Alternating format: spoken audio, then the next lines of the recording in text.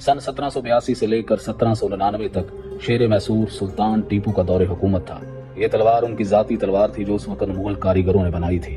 کہا جاتا ہے کہ یہ تلوار سلطان ٹیپو کی خوابگاہ سے برآمد ہوئی تھی، جسے ایسٹ انڈیا کمپنی کی فوج نے میجر جنرل ڈیوڈ پیرٹ کو نشانی کے طور پر دیا تھا۔ یہ شاندار تلوار ٹیپو سلطان سے منسلک تمام ہتھیاروں میں سب سے زیادہ عظیم الشان بتائی جاتی ہے، جو اب بھی کچھ لوگوں کے پاس موجود ہیں۔ سلطان کے ساتھ اس کی ذاتی وابستگی، اس کی بے عیب خوبصورتی اور اس پر کی جانے والی شاندار کاریگری اسے منفرد اور انتہائی قیمتی اور پرکشش بناتی ہے۔ یہ آج بھی ویسی ہی ہے جیسے اس زمانے میں ہوا کرتی تھی۔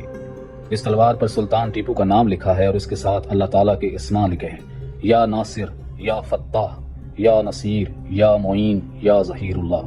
مورخین کے مطابق ٹیپو سلطان کے شاہی گڑھ سرنگا پٹم پر قبضے کے بعد ان کے محل سے نکالے گئے بہت سے ہتھیاروں میں سے بہت کم ایسے ہیں جو ٹیپو سلطان کی شان و شوکت یا ان سے اس قدر قریبی تعلق رکھتے ہیں۔ یہ تلوار بلا شبہ ٹیپو سلطان کے ذاتی ہتھیاروں کا حصہ ہے